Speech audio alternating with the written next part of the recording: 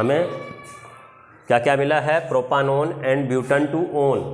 तो इसमें आपको ध्यान क्या करना है बच्चों, प्रोपन टू ओन ऐसे बना लेना, इनके ऑक्सीजन आमने सामने कर लेना, और ब्यूटन टू ओन ऐसे कर लेना।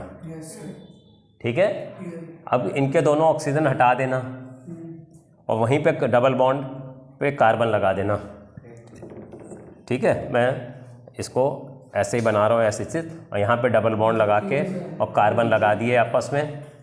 तो ये जो है 1 2 3 4 5, तो 2 3 डाइमिथाइल पेंट 2-ईन, ये आंसर होगा। ये स्ट्रक्चर भी बन गया। इसमें हाइड्रोजन आप लगाएंगे, मैं स्केलेटन बना रहा हूँ, हाइड्रोजन लगाएंगे और नाम भी लिख देंगे 2,3 डाइमिथाइल पेंट-2-ईन। ठीक है, चलिए इसको उतारिए। फिर हम एक दूसरा क्वेश्चन एनसीईआरटी के पैटर्न का ही है, पर एनसीईआरटी का लिख नहीं रहे, सेम पैटर्न का क्वेश्चन है, उसको मैं लिख देता हूँ। ये वाले क्वेश्चन को हटा दिया मैंने और नेक्स्ट क्वेश्चन को लिख रहा हूँ मैं, क्वेश्चन 2। ठीक है, यहाँ पे आप लिख सकते हो प्रोपन टू ओन, इसको लिख सकते हो, और ये ब्यूटन टू ओन। ठीक है, आप ये भी देख सकते हो कि जब इसकी ओजोनोलिसिस करोगे तो यहाँ पे ऑक्सीजन लग जाएगा और यहाँ पे ऑक्सीजन लग जाएगा, तो ये कंपाउंड बन जाएंगे। ठीक है, जो फाइनल कंपाउंड आपका एल्कीन बनेगा उसको आप इसको देख भी सकते हो कि जहाँ डबल बॉन्ड है वहीं पे ऑक्सीजन लगाने पे ये बन रहा है क्या। हाँ, ठीक है। अब क्वेश्चन जो एनसीईआरटी ने दिया है उससे थोड़ा सा चेंज करके, एन एल्कीन ए कंटेन्स 4 कार्बन कार्बन 8 नहीं 10 हो जाएंगे, 10 carbon hydrogen sigma bonds and 1 carbon carbon pi bond. A on ozonolysis. ठीक है, forms an aldehyde with molar mass 58 U and another aldehyde also. Find the IUPAC name of A. का ध्यान दीजिए, ये जो कंपाउंड ए है एक alkene है, इसको जब हमने ओजोनोलिसिस की तो एक एल्डिहाइड बना जिसका मोलर मास 58 U है, और एक दूसरा एल्डिहाइड बना है उसका मोलर मास नहीं दिया है। तो ये कह रहा है कि आप इस एल्डिहाइड का पता करो, एल्कीन का पता करो, और मैं अपनी तरफ से भी जोड़ देता हूँ, and also find the other aldehyde. ये सेकंड वाला जो है अनदर एल्डिहाइड है उसका भी पता है। एक तो एल्डिहाइड है जिसका एटॉमिक मास 58 U है, मोलर मास, एक दूसरा भी बना है उसका भी मास निकालना है। ठीक है जी, क्वेश्चन सबको समझ में आ गया? सॉल्व करिए।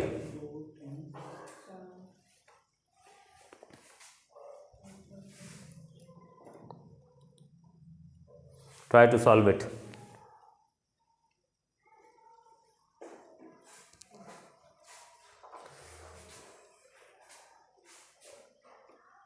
सब अपने आप सॉल्व करने की कोशिश करेंगे, और जिससे मैं पूछूं वो बताएगा कैसे सॉल्व करना चाहे इसको।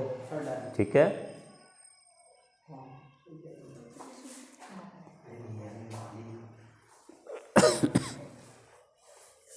एक दो बच्चों आपने कर लिया, एक दो बच्चों ने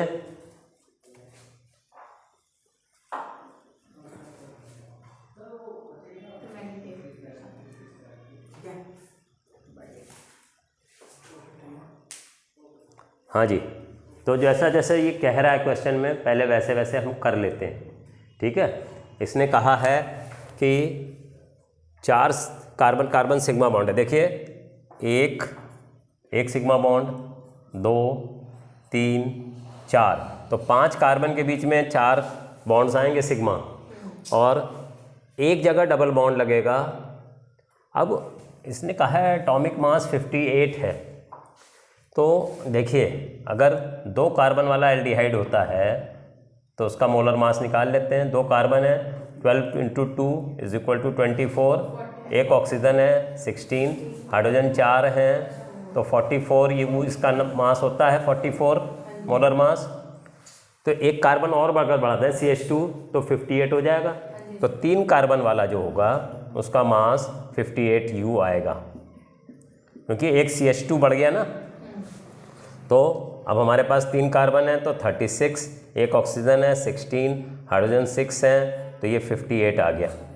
तो इसका मतलब है कि एक तो प्रोपानल है ही है, तो 3 कार्बन वाले पे डबल बॉन्ड लगा दो, तो जब ये यहाँ से टूटेगा तो एक प्रोपानल बनेगा और एक इथानल।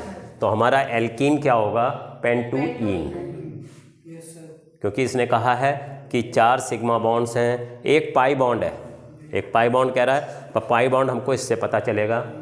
58 मोलर मास है एक एल्डिहाइड का, हमें मालूम है कि 2 कार्बन वाला एल्डिहाइड का मास 44 है, 3 वाले का 14 बढ़ जाएगा 58, 4 वाले का अगर देखेंगे 14 और बढ़ जाएगा 72, 5 वाले का देखेंगे तो 14 और बढ़ जाएगा 86, 6 वाले का देखेंगे 18 और बढ़ जाएगा 100, क्योंकि CH2 बढ़ रहा है ना। CH2 का क्या है 14 है, तो उससे तो ये जो अब इसको हम जब सॉल्व कर लेंगे तो इसने जो जो कहा है वो चीज़ें आपको लिखनी भी पड़ेंगी कि भाई देखिए यहाँ पे डबल बॉन्ड है, इसकी ओजोनोलिसिस करोगे तो हमें अब ये कार्बन हाइड्रोजन बॉन्ड्स देख लो 10 हैं कि नहीं है। 3 ये हो गए, चौथा, 5वां, छठा, 7वां, 8वां, 9वां, 10वां, ठीक है। 10 कार्बन हाइड्रोजन बॉन्ड हो गए, एक सिग्मा, एक पाई बॉन्ड हो गया, और इसकी ओजोनोलिसिस कर रहे हैं तो 58 वाला हो गया प्रोपानल। इसकी ओजोनोलिसिस करोगे तो you will get प्रोपानल and ethanol.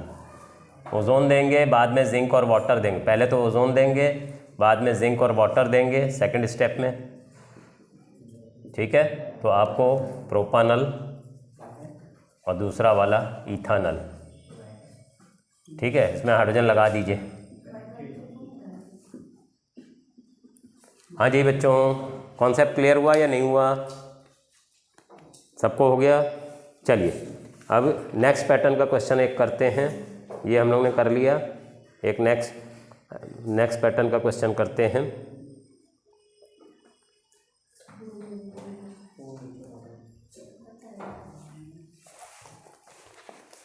इसको हटा देते हैं, ओजोनोलिसिस वाले क्वेश्चन हमने कर लिए 2।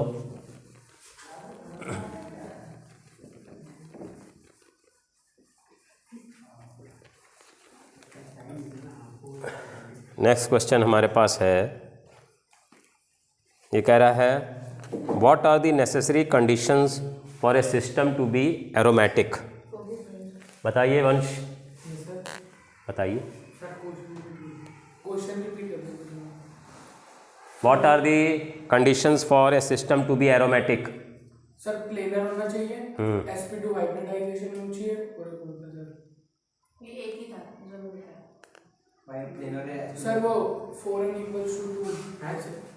पहला H2 planar sp2 hybridise, it will follow Hubble's lattice 4n + 2 pi electrons where n is the number of integer. Thirdly, equal distribution of electrons in the ring. हाँ जी, ध्यान दीजिए, हम क्वेश्चन को लिख रहे हैं फिर आगे करते हैं इसको सॉल्व।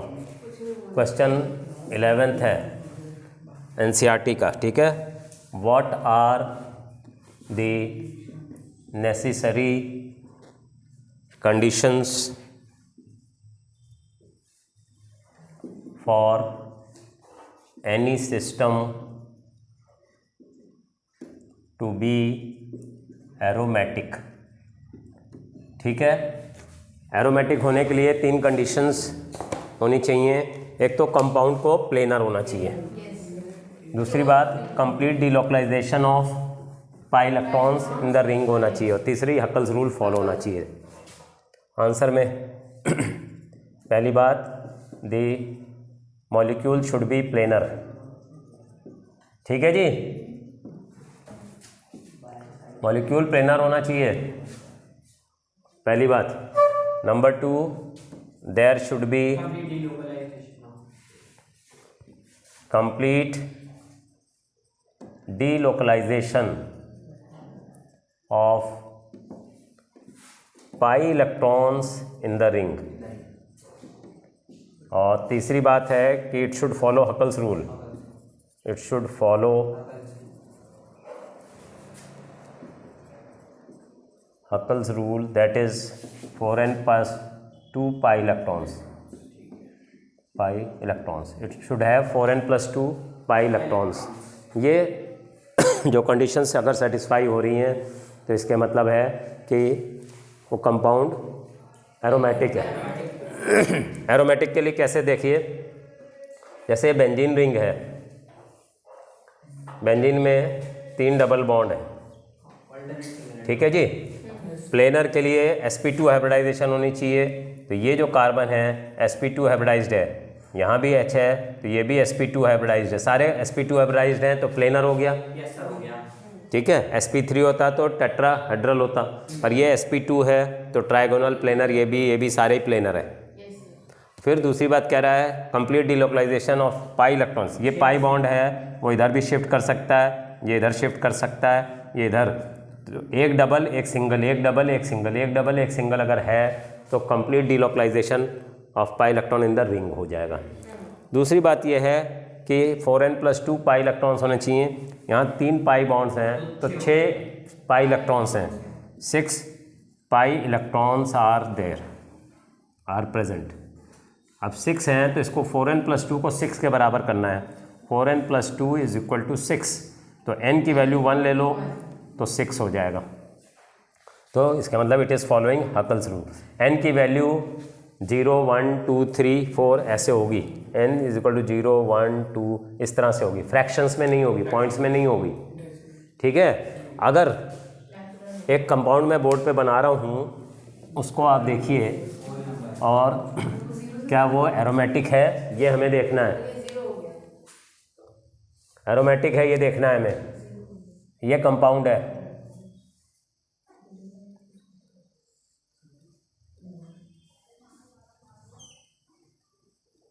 यहाँ डबल बॉन्ड है, यहाँ डबल बॉन्ड है, यहाँ डबल बॉन्ड है, यहाँ डबल बॉन्ड है। ठीक है मानव जी, ये कंपाउंड प्लेनर है कि नहीं है ये बताइए।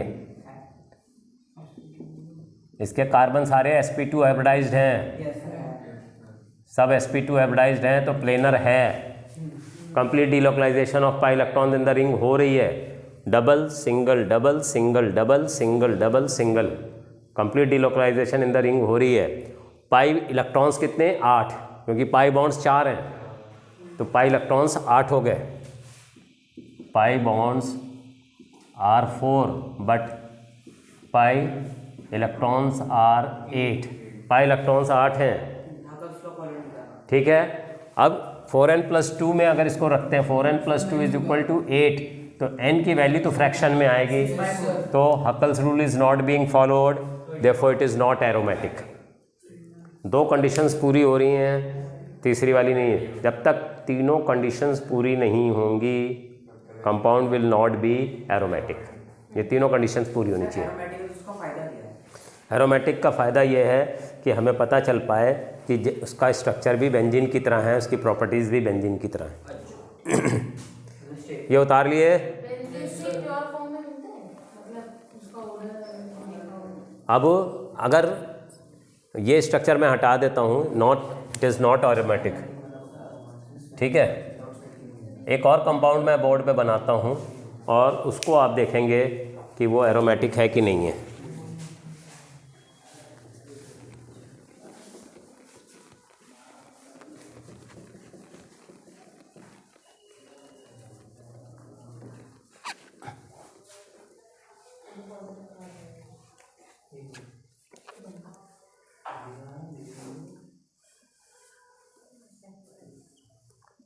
हाँ जी बच्चों, ये कंपाउंड एरोमेटिक है कि नहीं है?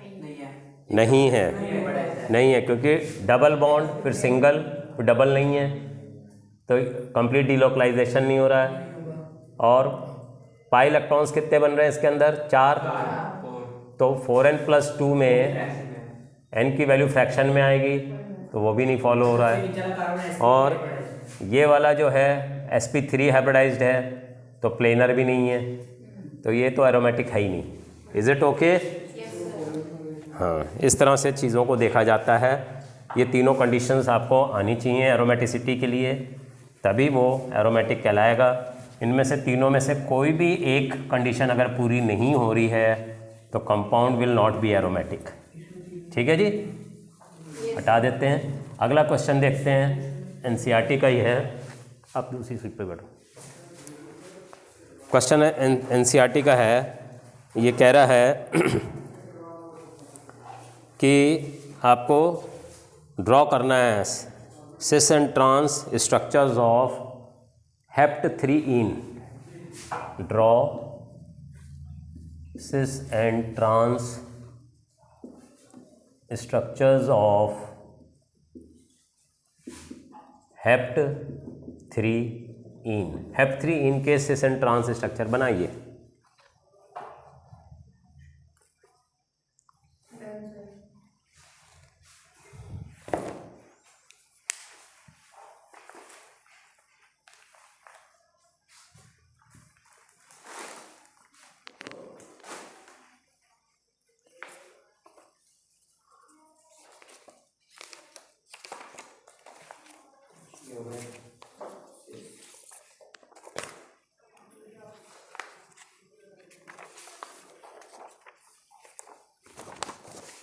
देखिए, ज्योमेट्रिकल आइसोमरिज्म में सिस एंड ट्रांस होते हैं।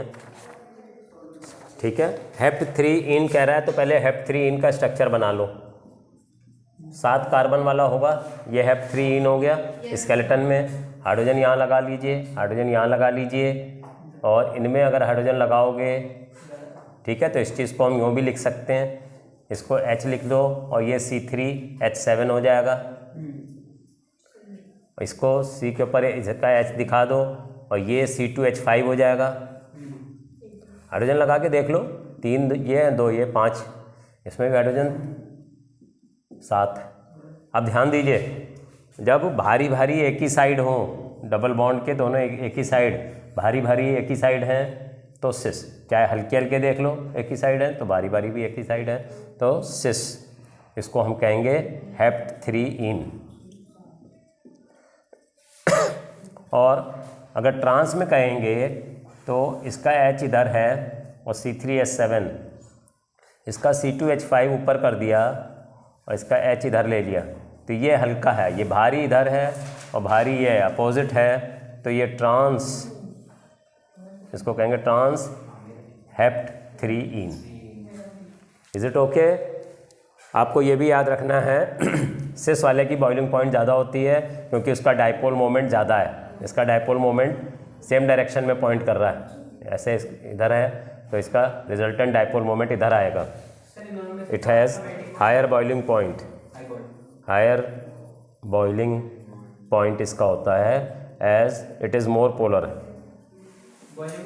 मोर पोलर, और इसका मेल्टिंग पॉइंट ज़्यादा होता है। Its melting point is higher because its packing is more compact,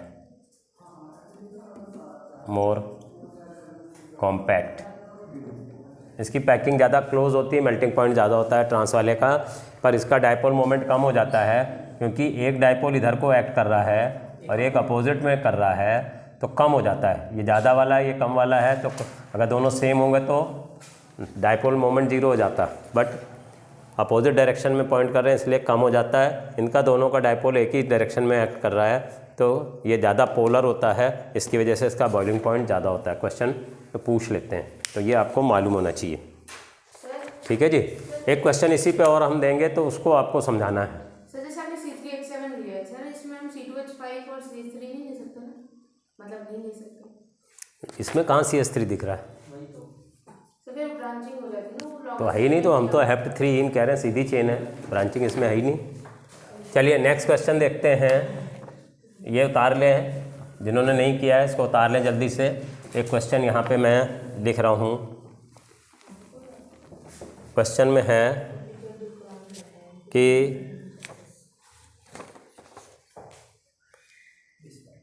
which will show cis and trans isomerism. Question मान लेते हैं 6th ले लेते हैं। Which will show cis and trans isomerism. इसमें सिस एंड ट्रांस आइसोमरिज्म कौन दिखाएंगे?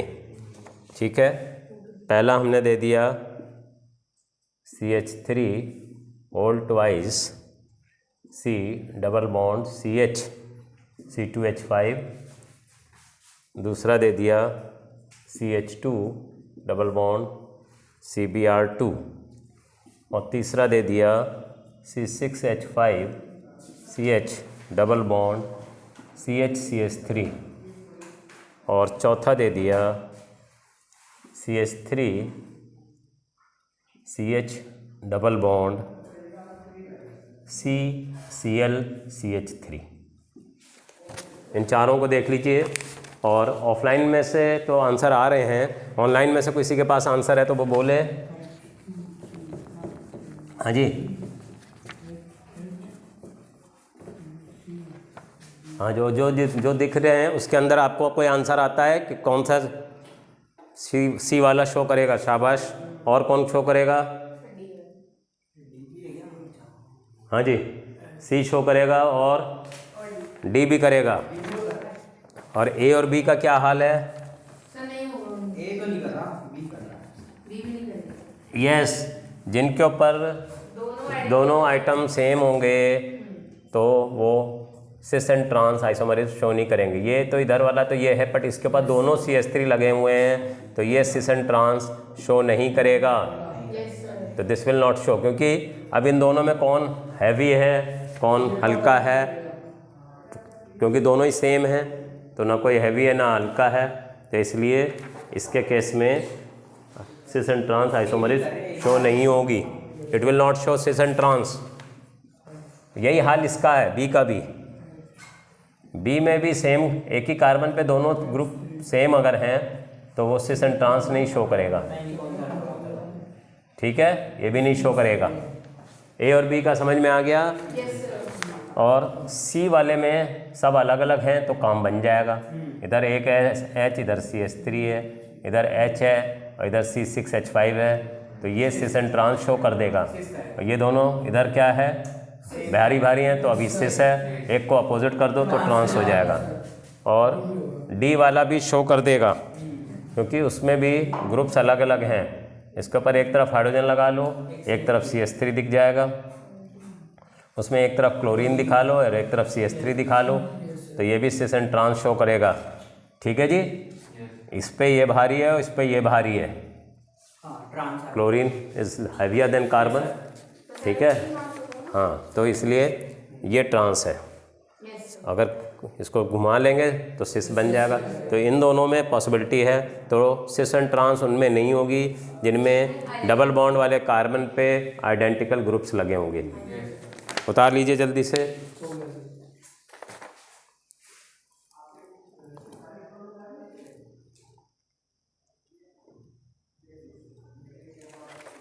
इसके बाद NCERT के पैटर्न का ही एक और नेक्स्ट क्वेश्चन पे हम लोग आएंगे।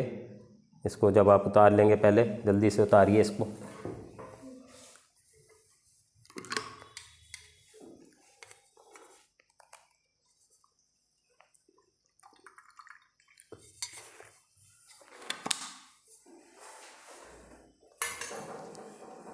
NCERT का क्वेश्चन नंबर 13 जो है बहुत इम्पॉर्टेंट है, क्योंकि इसके अंदर जो क्वेश्चंस हैं, how will you convert benzene into these, ये अक्सर पूछे जाते हैं और ये आपको आने चाहिए। ठीक है, तो इनको देख लेते हैं 13 को।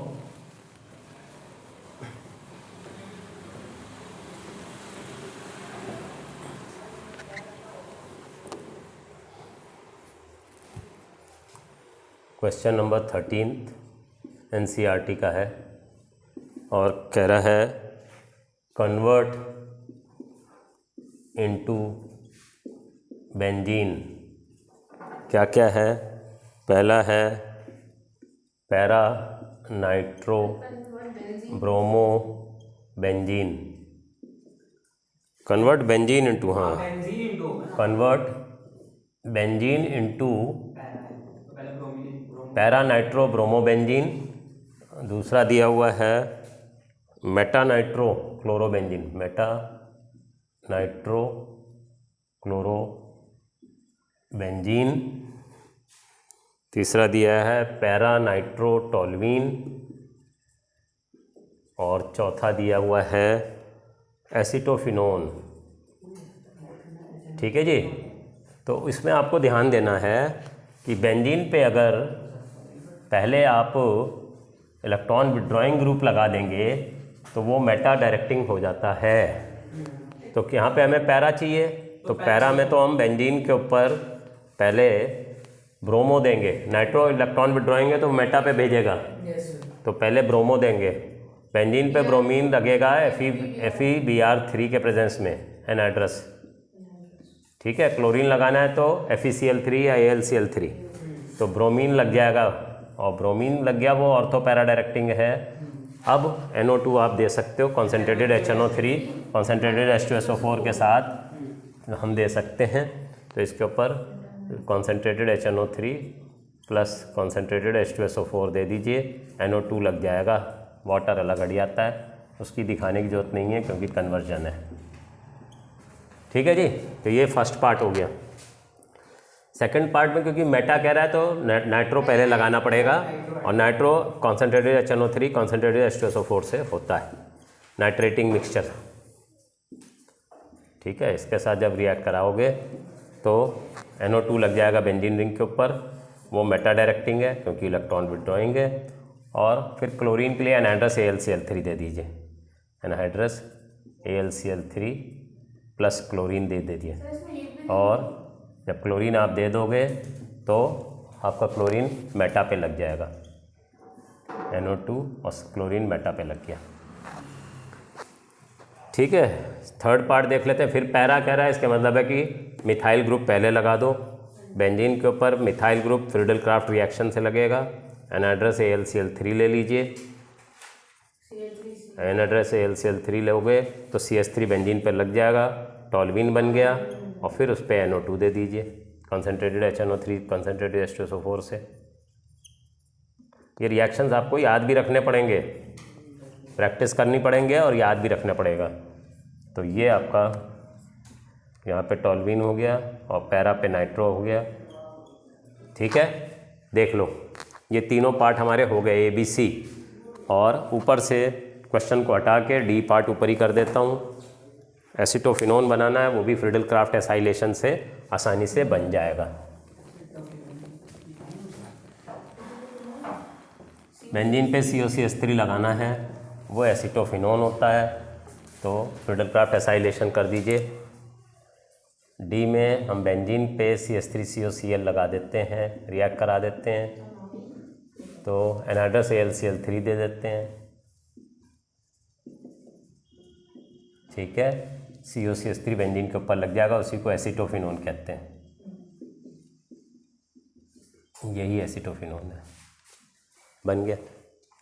ये चारों रिएक्शंस इंपॉर्टेंट हैं, अक्सर पूछ लिए जाते हैं, थोड़ा सा याद करना पड़ेगा।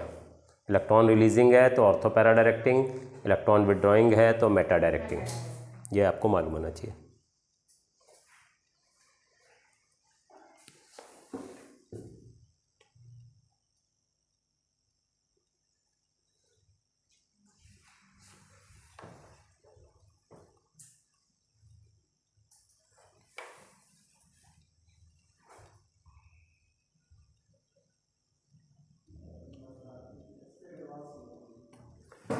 हाँ जी, किसी में कोई डाउट है बच्चों?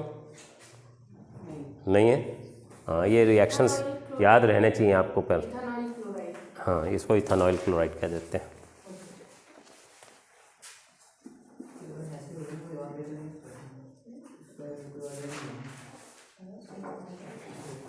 उतारिए बच्चों, उतारिए इसको जल्दी से। 1 और 2 तो उतार ही लिए होंगे, इनको हटा देता हूँ ए एंड बी को, और नेक्स्ट क्वेश्चन यहीं पे लिख देता हूँ।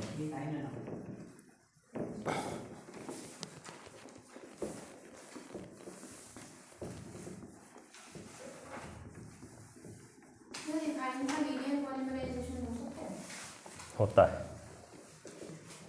हाँ जी। नेक्स्ट क्वेश्चन देखते हैं। क्वेश्चन नंबर दिया है आपको 21, इसी चैप्टर का क्वेश्चन नंबर 21 NCERT का। मेरे बुक में तो पेज है 397, ये पेज है। ठीक है, क्वेश्चन कह रहा है कि right structures of all the alkenes which on hydrogenation give 2-methyl butane। Right the structures of all the alkenes which on hydrogenation give 2-methyl butane. ठीक है, 2-methyl ब्यूटेन आपका क्या होगा, ये ब्यूटेन होगा और 2 पे मिथाइल कह रहा है, तो ये 2-methyl ब्यूटेन है, मिस स्केलेटन में मैं बता रहा हूँ। ठीक है, और कह रहे हैं कि उन एल्कीन्स का नाम लिखिए जो जिनका हाइड्रोजनेशन करने पे ये मिलेगा। तो इसके मतलब है हाइड्रोजनेशन मतलब है हाइड्रोजन का जुड़ना, तो उसमें डबल बॉन्ड होंगे। तो डबल बॉन्ड कहाँ कहाँ पे हो सकते हैं, किसी भी पोजीशन पे डबल बॉन्ड हो सकता है, उसको हाइड्रोजनेट करोगे तो बन जाएगा। तो इसमें फर्स्ट पार्ट हम ऐसे ले लें, डबल बॉन्ड यहाँ पे दे दें। ठीक है, इसको हाइड्रोजन अगर देंगे, ठीक है, hydrogen in the presence of nickel platinum दे दें, तो क्या होगा कि यहाँ पे हाइड्रोजन लग जाएगा दोनों तरफ, और जब दोनों तरफ हाइड्रोजन लग जाएगा तो यही मिल जाएगा हमारे को। ठीक है, और अगर डबल बॉन्ड यहाँ पे होता तब भी वही बनता, डबल बॉन्ड यहाँ की जगह यहाँ पे होता तो भी हो जाता। ठीक है, और डबल बॉन्ड एकदम कोने पे होता तो भी बन जाता, यहाँ पे होता तो भी इसका हाइड्रोजनेशन करते तो यही बनता। ठीक है कि नहीं, ठीक है। तो ये तीनों आंसर हो जाएंगे, इन तीनों के नाम लिख देना। ओके जी।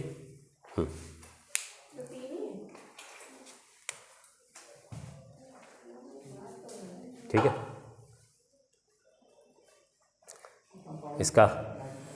इसका नाम क्या होगा, 2-methyl butanene, 2-methyl butanene,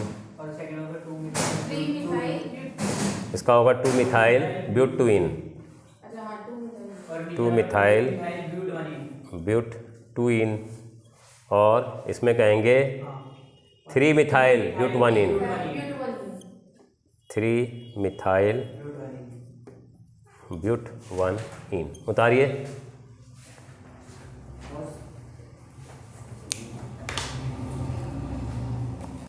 हाँ जी बच्चों, समझ में आ गया। हाइड्रोजनेशन करना का मतलब है हाइड्रोजन का जुड़ना है, तो हाइड्रोजन जोड़ रहे हो जब, तो आपको डबल बॉन्ड पे हाइड्रोजन जोड़ रहे हैं, क्योंकि इसने कहा है एल्कीन्स, ट्रिपल बॉन्ड तो लगेगा नहीं, क्योंकि डबल बॉन्ड पे ही कह रहा है, एल्कीन्स कह रहा है। तो ये 3 एल्कीन्स पॉसिबल थी जिनसे हम हाइड्रोजनेशन करेंगे तो 2-methyl ब्यूटेन बन जाएगा। ये सब जो है 2-methyl ब्यूटेन है तीनों। ठीक है, एक आखिरी क्वेश्चन छोटा सा और देख लेते हैं, इसको आप लोगों ने उतार लिया होगा, इसके ऊपर ही क्वेश्चन लिख देता हूँ, वो अपने मन से लिख रहा हूँ मैं। ठीक है, और उसमें आपको क्वेश्चन में आपको प्राइमरी सेकेंडरी टर्शियरी बताना है और हाइब्रिडाइजेशन बताना है, कितने सिग्मा कितने पाई बॉन्ड बताने हैं। क्वेश्चन हम अपने मन से ले लेते हैं कि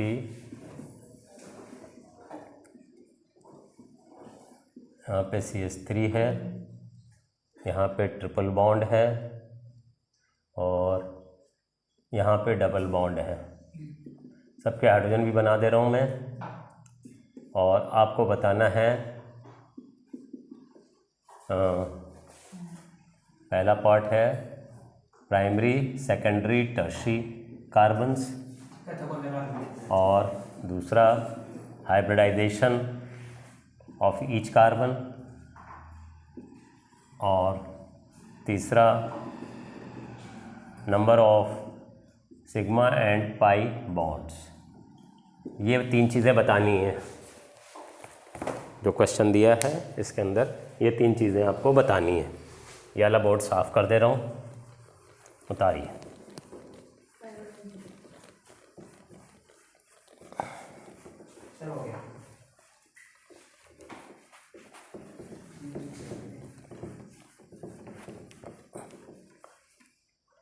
डबल बॉन्ड और ट्रिपल बॉन्ड दोनों किनारे पे होंगे तो इम्पोर्टेंस डबल की ज़्यादा होती है। तो यहाँ से नंबर कर लें अगर 1 2 3 4 5, तो कार्बन 1 कौन सा, इसकी हाइब्रिडाइजेशन देख लो, sp2 है, 3 सिग्मा बॉन्ड है, 1 2 3, 1 पाई मान लो, तो ये sp2 हो गया। इसमें भी 3 सिग्मा बॉन्ड है, sp2 हो गया। इसमें 4 सिग्मा बॉन्ड है, इसकी sp3 होगी इस कार्बन की, और इसकी भी sp3 है, 4 सिग्मा बॉन्ड्स हैं। इसमें 2 पाई बॉन्ड्स हैं और 1 सिग्मा है, तो sp हाइब्रिडाइजेशन है, और इसकी भी sp हाइब्रिडाइजेशन है। प्राइमरी वो होता है जिसकी एक ही तरफ कार्बन है, इसके एक ही तरफ कार्बन है तो ये वाला प्राइमरी है। इसके 3 तरफ कार्बन है तो ये टर्शियरी है। इसके 2 तरफ कार्बन है तो ये सेकेंडरी है। इसके भी 2 तरफ हैं तो सेकेंडरी है। इसके एक ही तरफ है तो ये प्राइमरी है। सिग्मा बॉन्ड 1 2 3 4 एंड 3 7 8 9 10 11 12 13, सिग्मा 13 हो गए और पाई 3 हो गए। उतार लीजिए सब लोग, और फिर भी कोई डाउट है तो आप पूछ सकते हो। इस जो ऊपर CH3 है उसके ऊपर 4 सिग्मा बॉन्ड है, इसलिए sp3 हाइब्रिडाइजेशन है।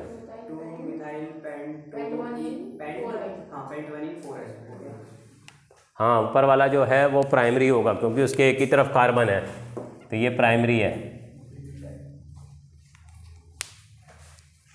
ठीक है जी, सब लोग उतार लीजिए और यहीं तक रखते हैं इसको।